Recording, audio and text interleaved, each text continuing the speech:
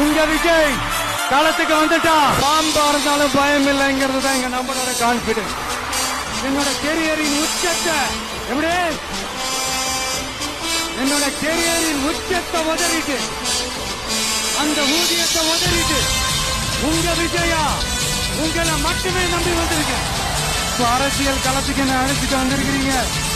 நீங்க எப்ப போல உழைப்பேன், ஓய்வில்லாம அலட்டிக்காம அசராம அதுக்கான ரிசல்ட் எல்லாமே உங்க ஒவ்வொருத்தரோட கை விரல்லையும் இருக்கும் போது எனக்கு என்னங்க கவலை.